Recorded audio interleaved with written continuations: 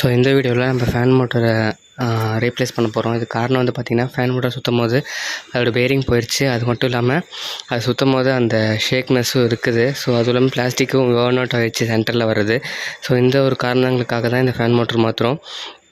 So இது மாற்றுறதுக்கு என்னென்னலாம் பண்ணணும்னா, நீங்கள் வந்து முதல்ல கூலண்ட்டில் ரிசர்வர் டேங்க்கையும் கூலண்ட்டோட டாப் ஹோஸ் அண்ட் பாட்டம் ஹோஸையும் நீங்கள் கூலண்ட் ஃபுல்லாக ரிமூவ் பண்ணிடணும். ரிமூவ் பண்ணி முடிச்சோன்னா அங்கே ஒரு கப்ளருக்கு தெரியுது பாருங்கள். அந்த கப்ளர் ரிமூவ் பண்ணிவிட்டு மேலே பாருங்கள் 2 10 சைஸ் போல்ட் இருக்குது. அதுவும் கீழே ஒரு சென்டரில் ஒரு 10 வரும். ஸோ 3 10யும் நீங்கள் ரிங்கு வச்சோ இல்லை பாக்ஸ் வச்சோ ரேச்செட் வச்சோ கழட்டிக்கலாம்.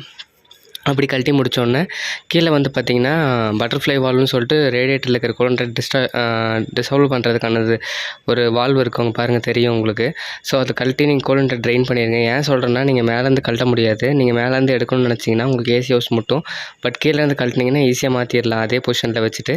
ஸோ எல்லாத்தையும் நாங்கள் ரீப்ளேஸ் பண்ணிட்டோம். அந்த 3 போல்ட்டையும் ரீப்ளேஸ் பண்ணிட்டு கூலண்ட்டில் கரெக்டான லெவலில் டாப் அப் பண்ணிவிட்டு, ஸோ வண்டியை வந்து 3-4 டெஸ்ட் இருக்குது. ஸோ இனிஷியலில் வந்து வைப்ரேஷன் டெஸ்ட் பார்ப்போம். ஸோ அதில் எதுவும் இல்லை. இனிஷியலில் இருந்துச்சு மாற்றுறதுக்கு முன்னாடி, பட் இப்போ இல்லை. அண்டு 2வது விஷயம் வந்து பார்த்திங்கன்னா, உங்களுக்கு அந்த நாய்ஸ் கன்சர்னும் அந்த மாதிரி வைப்ரேஷன் ரைசிங் பண்ணும்போது நாய்ஸ் வரும், அந்த எதுவும் இல்லை.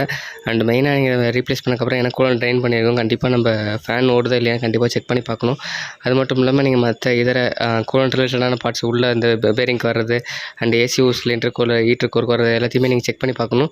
ஸோ வண்டி ஆன் பண்ணி நாங்கள் செக் பண்ணி பார்த்தோம், எந்த வைப்ரேஷனும் இல்லை. ஆனால் உங்களுக்கு இப்போ இருக்கிற வைப்ரேஷன் வந்து பார்த்திங்கன்னா இன்ஜின் பெட் மூலிமா. ஆனால் கஸ்டமர் கம்ப்ளைண்ட் அது இல்லை. ஸோ அதனால் அதை மாற்றலை. ஸோ இதை காட்டுறதுக்கு தான் இந்த வீடியோ. பிடிச்சதை லைக் அண்ட் கமெண்ட் சார். டவுட்னா மென்ஷன் பண்ணுங்கள். தேங்க்யூ.